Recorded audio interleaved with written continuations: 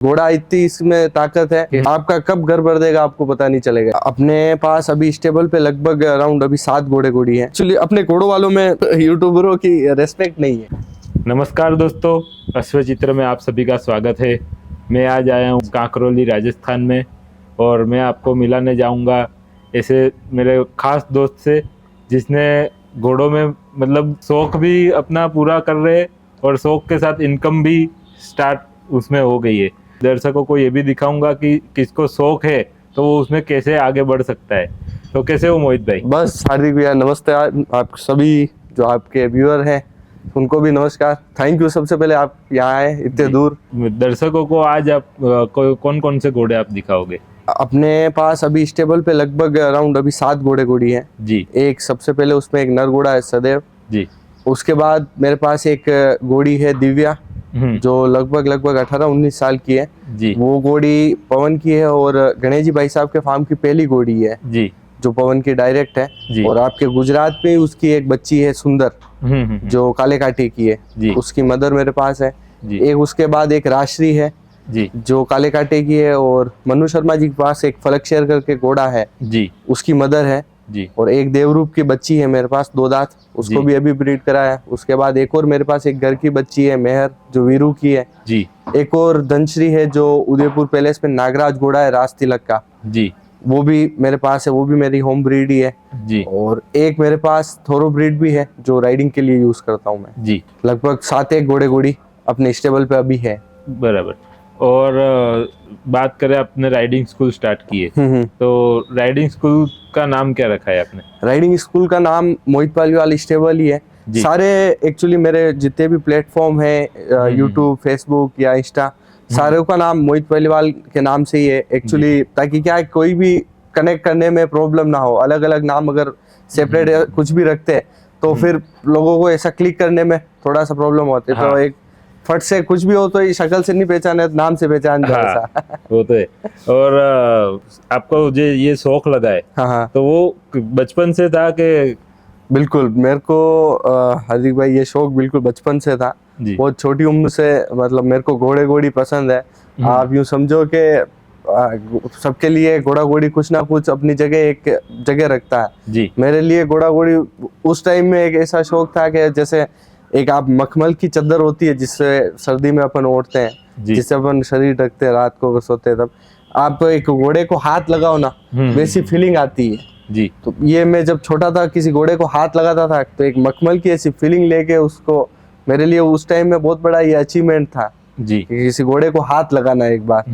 2004 से मैं वैसे हॉर्स राइडिंग कर रहा हूँ जी। अपने राजसमंद में एक पुलिस लाइन है वहाँ पे मैंने हॉर्स राइडिंग स्टार्ट करी। वहाँ पे एक अंकल थे अच्छे रंजीत सिंह जी उन्होंने मेरे को बेसिक सिखाई और काफी लंबे समय तक मैंने वहीं पे राइडिंग करी जी। और उसके बाद 15-16 से मैंने 10 पैकिंग गेम की प्रैक्टिस करी जी। और 2019 के मैं अपने राजस्थान से नेशनल खेला हूँ 10 पैकिंग के जी। और इंडियन नेवी के साथ और गाजियाबाद में वेस्टर्न कमांड में सब जगह जहाँ जहाँ गेम हुए वहाँ मैं खेला भी हूँ जी। और जैसे कि ये शौक घोड़े का तो मतलब महंगा शौक है। सपना होता है सबका कि मैं एक बार अपने जीवन में घोड़ा लाऊंगा। बिल्कुल। और आप मैं मानता हूँ कि एक खुश नसीब इंसान हो कि आपने घोड़े के साथ आपका इनकम मतलब राइडिंग स्कूल से और ब्रीडिंग से आप टैकल कर रहे हो सब। बिल्कुल बिल्कुल। तो आप नए जनरेशन के छोटे बच्चे जो होते हैं वो आज राइडिंग स्कूल में सीखते हैं तो उनको आप क्या कहोगे कि ये शौक कैसा है? हार्दिक भाई शौक बहुत बढ़िया है। शौक कुछ भी गलत नहीं है। मतलब मैं आपको वापस जो मैंने शुरू में कही ना कि इसमें बड़ी ताकत है। आप जो मांगोगे ना उससे ज्यादा देगा ये। आप बस आपकी एक लाइन सही होनी चाहिए। अब जैसे आप राइडिंग में बता रहे कि भाई मेरे को इनकम कैसे हो रही है ये हर चीज धीरे धीरे धीरे। अब जैसे मेरे जो सोचना या मानना था कि भाई राइडिंग मैं कर रहा हूँ तो और भी लोग सीखे। जब मैंने राइडिंग सीखी थी तो थोड़ी सी मेरे को प्रॉब्लम फेस करनी पड़ती थी कि थोड़ा सा दूर था। मैंने जैसे जहाँ सीखा वहाँ सिखाने वाले बहुत अच्छे थे कि मेरे में या उनको कुछ लगा होगा कि यार इस बच्चे को सीखना चाहिए तो उन्होंने मेरे को उतना सा समय दिया कि भाई राइडिंग सिखाई। फिर 2000 जैसे मेरे पास कोई शुरू से घोड़े नहीं है ये बाद में आए धीरे धीरे चीजें सब बिल्ड हुई है। 2015-16 तक मैं वहीं पे राइडिंग करता था। 16, 17, 18 मतलब 2016 से लेके मैं प्रॉपर जैसे मारवाड़ी घोड़ों में आया, और गणेश जी भाई साहब के इधर मैं वहाँ पे क्लब लगाता था राइडिंग के। जैसे वहाँ पे जो मारवाड़ी घोड़े थे उस टाइम में, जैसे भाई साहब का जयदेव था, दिव्या थी, मुझे जो भी अच्छी घोड़ियाँ थी उन पे मैं हॉर्स राइडिंग करवाता था और वहाँ पे सेशन लेता था जी। उसके बाद धीरे धीरे फिर गेम खेलने के बाद 2021 कोविड के बाद मैंने इधर स्टेबल चालू किया जी। अब आप जैसे राइडिंग के लिए पूछवा रहे हो कि भाई राइडिंग पे कैसे क्या करना है, किसी भी अगर बिगनर को या फिर नए बच्चों को, किसी को भी घोड़े का अगर शौक हो, उनको एक बात माइंड क्लियर रखनी है कि अगर उनको राइडिंग के लिए करनी है तो राइडिंग प्रॉपर किसी गेम को पर्टिकुलर सेलेक्ट करें जी। ब्रीडिंग करनी है तो पर्टिकुलर किसी अच्छे घोड़ी को ब्रीडिंग सेलेक्ट करके उस पे काम करे। मतलब एक्चुअली क्या, थोड़ा सा अपना जो घोड़ों का जो पूरा एरिया है उसमें क्या सभी चीज सब लोग कंबाइन कर देते हैं। कंबाइन कैसे कर देते हैं कि मेरे को अगर किसी का जैसे एक फार्म पे मैं गया, वहां पे वो अच्छा लगा तो मैंने वो भी ले लिया, दूसरे फार्म पे गया वो अच्छा लगा तो वो भी ले लिया। फिर होता क्या है, नए जन जैसे कुछ भी देखते हैं ना जी, घोड़ी देखा, बच्चा देखा, कुछ भी देखा, तो वो देखते हैं अच्छी चीज है, लेते हैं थोड़ी हल्की चीज है। मतलब बी फ्रैंक बोल रहा हूँ जी। अब वो देखते हैं तो मतलब आप समझो कि देख आप काले कांटे को रहे हो, सभी एक बार में क्लिक कर जाएंगे। देख आप काले कांटे को रहे हो और घोड़ा घोड़ी आप कोई जो शादी बारात में चल रहा है, देखो शादी बारात में चलने वाला भी घोड़ा खराब नहीं है, वो भी उसकी जगह काम निकाल रहा है, पर आप जो चीज सोच के काम कर रहे हो उसके बराबर उसके बनिस्बत काम की कोई चीज लोगे तो आप सक्सेसफुल हो जाओगे जी। आप अगर वो देख वो रहे हो टॉप और ले बॉटम रहे हो तो फिर प्रॉब्लम है। एटलीस्ट 50% पे तो हाँ, 50% तो आप उसके आसपास कम से कम आओ के भाई अगर आपने कोई घोड़ी भी ली है, भाई आपने अगर 100% देखा है और ले आप 50% रहे हो तो फिर आप उस पर कुछ ब्रीडिंग कराओगे, फिर आप उसको ब्रीड करके आगे लेके चलोगे जी। मैं मेरे लिए बता दूं, मैंने एक घोड़ी खरीदी थी, मेरे लिए वो 100 गुना सबसे बेस्ट थी। पर जो बाजार जो भी यहाँ पे गेस्ट आते हैं अपन सबसे सीखते हैं, जो अपने से मेंटर है, अपने जैसे सीनियर है, वो अपने को बताते हैं कि भाई इसमें ये कमी है, इसमें ये अपडेट करो, ये करो। अपने पास जो घोड़ी थी उससे मैंने बच्चियां ली, अब उन बच्चों से मैं आगे ब्रीड करूंगा तो मैं आगे और सुधार लूंगा जी। पर वो समय देना पड़ेगा उसके लिए, धीरे धीरे धीरे। अगर आप पहले से ही थोड़े से अगर सतर्क है, समझ है, तो आप और अच्छी चीज लेंगे, अगर नहीं है तो उसको अपडेट करेंगे। और आपने बताया कि एक घोड़ी ली, उसमें से 2 बच्ची, तो वो घोड़ी का नाम क्या बताया?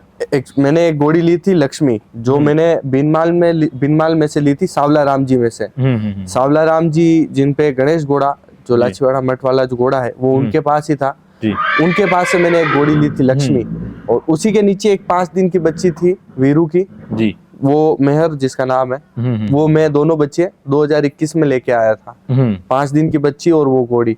उसके बाद मैंने उस पे देवरूप डलाया जी, गणेश भाई साहब वाला जी। देवरूप डलाने के बाद मेरे पास एक बच्ची आई, वो अनफॉर्चुनेटली 10 महीने की प्री मैच्योर होके खत्म हो गई थी जी। उसके बाद मैंने वापिस उदयपुर पैलेस जो अरविंद सिंह जी मेवाड़ है उनके पास जैसे राजस्वरूप और नागराज घोड़ा जी, तो नागराज जो राज तिलक का है उसको मैंने ब्रीड कराया, और फिर मेरे पास एक और बच्ची आई, वो अभी 11 महीने की बच्ची मेरे पास है जी। तो उस घोड़ी की मेरे पास 2 बच्ची हैं जी। तो उन 2 बच्चियों से अब मैं वापिस आगे ब्लड में तो मैं इम्प्रूव कर ही गया हूँ, अगर मैं मेरी थोड़ी बहुत समझ रखता हूँ, ब्लड में तो मैं इम्प्रूव कर ही गया हूँ। अब जो मेरे में जैसे घोड़ियों में कमी है वो घोड़े डला के मैं इनमें वापिस और कोशिश करूंगा कुछ अच्छा आ पाए।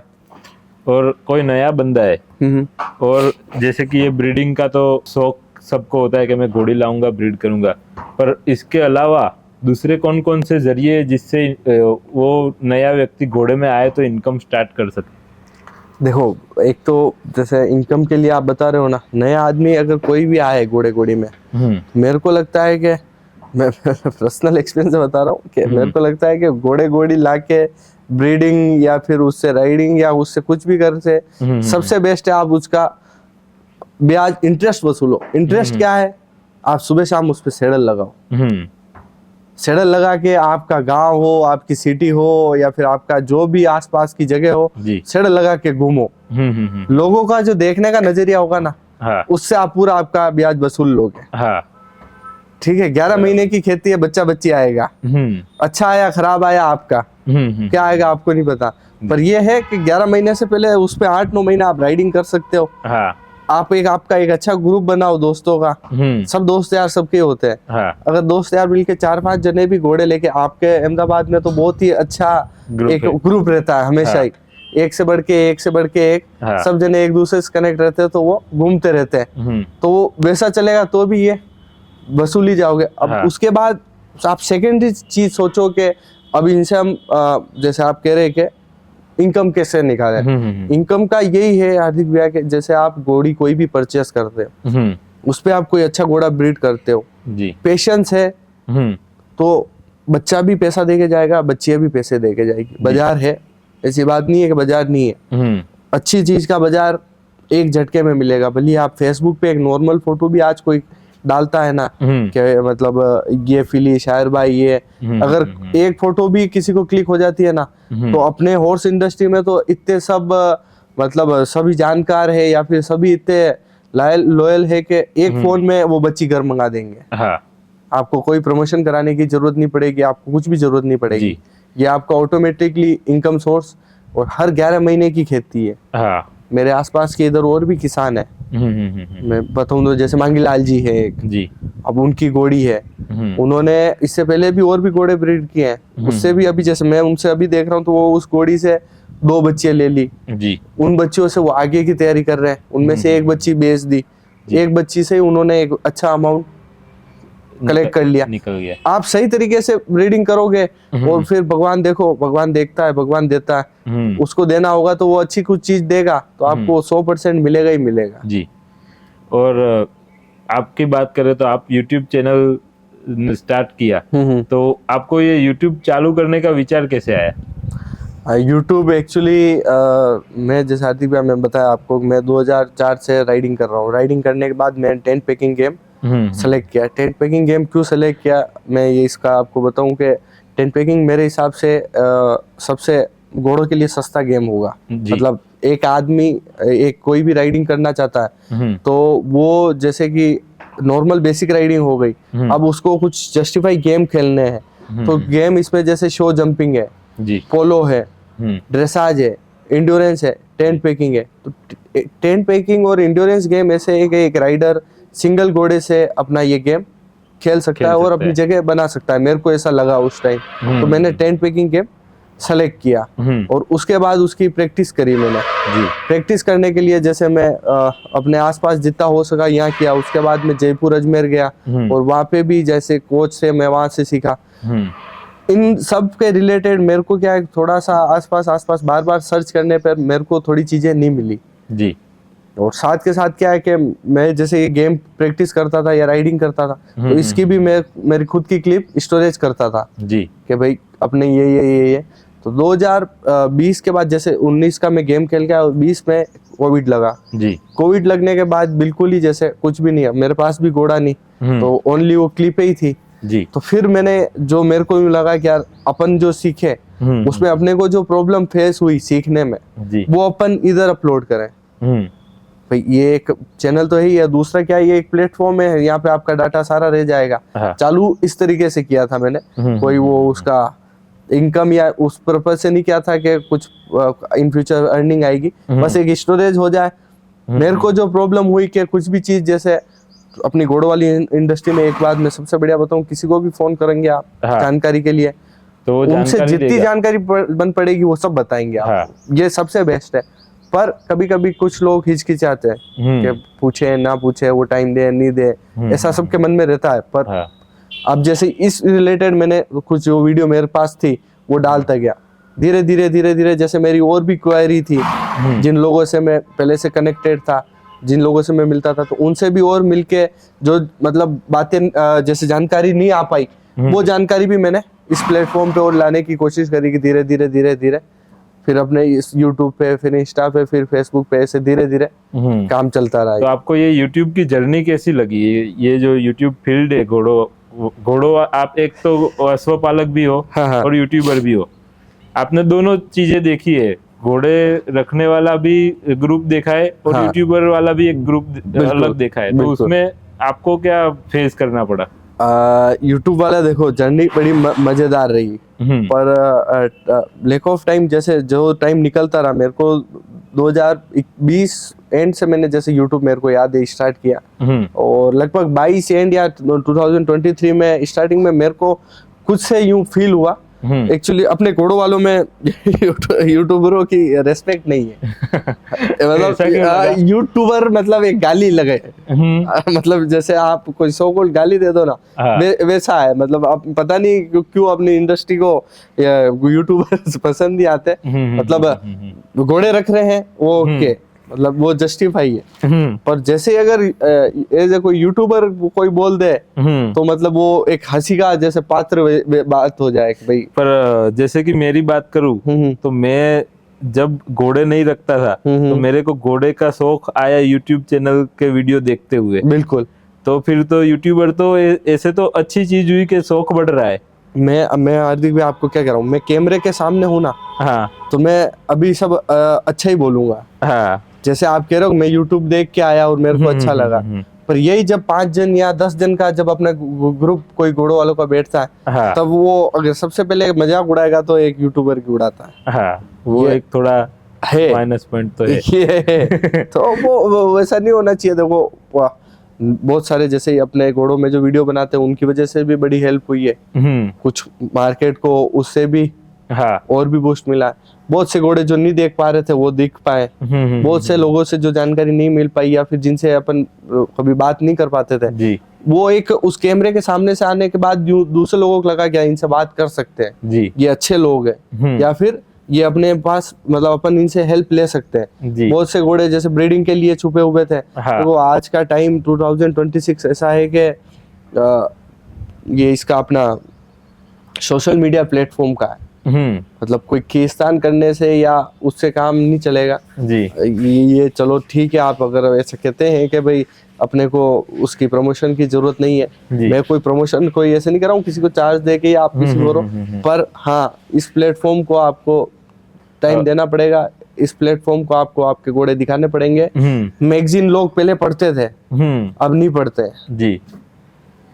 आज 90 साल का भी और लगभग मेरे हिसाब से 2 साल का बच्चा बच्ची सब मोबाइल चला रहे, सब रील देख रहे, तो उसका मेमोरी कैचअप पावर इतना तेज है कि वो वहां से देख के वो समझ पा रहा है कि घोड़ा क्या है, गधा क्या है, शेर क्या है, चीता क्या है। तो इस प्लेटफॉर्म को तो आपको समझना और टाइम देना पड़ेगा या फिर आपको दिखाना पड़ेगा जी। और जो इसके साथ जुड़े हुए हैं उनसे भी आपको कनेक्ट रह के या फिर उन मतलब डिसरेस्पेक्ट नहीं होनी चाहिए कुल मिला के। और जैसे कि YouTube की वजह से कई बीमारी का पता चल ही जाता है ना हरी भाई। जैसे अब आप समझो कि कुछ समय पहले भी मैंने ये 100 डेज चैलेंज चालू किया था।